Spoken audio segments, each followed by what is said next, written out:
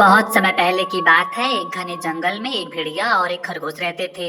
भेड़िया बहुत ही दुष्ट और शातिर था। वह हमेशा दूसरे जानवरों को डराता और उन्हें खा जाता था।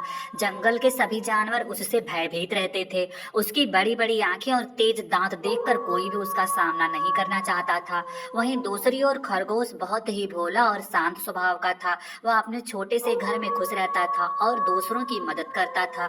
खरगोश का दिल बहुत बड़ा था और वह कभी किसी को नुकसान नहीं पहुंचाता था, लेकिन वह भेड़िए के डर से अक्सर परेशान रहता था। एक दिन भेड़िया खरगोश के पास आया।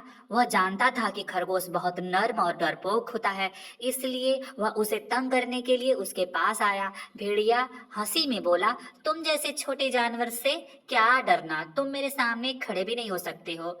खरगोश डरते हुए बोला, मैं तुमसे लड़ नहीं सकता भेड़िया, लेकिन मैं तुमसे एक सवाल पूछ सकता हूँ। भेड़िया ने हंसी में कहा, तुम पूछ सकते हो, लेकिन मैं जानता हूँ कि तुम्हारे सवाल का कोई मतलब नहीं होगा।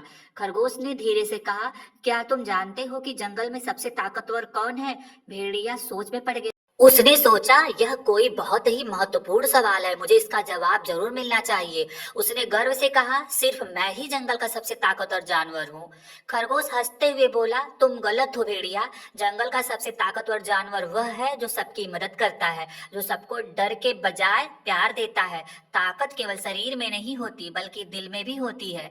भेड़िया खरगोश की बातों से चौंका, लेकिन उसने सोचा कि यह केवल एक छोटी सी बात है। उसने खरगोश को धमकाया और फिर वहां से चला गया। कुछ दिन बाद जंगल में एक बड़ा तूफान आया। बारिश के कारण पेड़ गिरने लगे और कई जानवरों के घर तबाह हो गए। जंगल के जानवरों को सुरक्षित स्थान की आवश्यकता थी। भेड़िया ने सबको डराया और अपनी ताकत का एहसास कराया, लेकिन खरगोश ने सभी जानवरों को सुरक्षित स्थान पर पहुंचाने की योजना बनाई।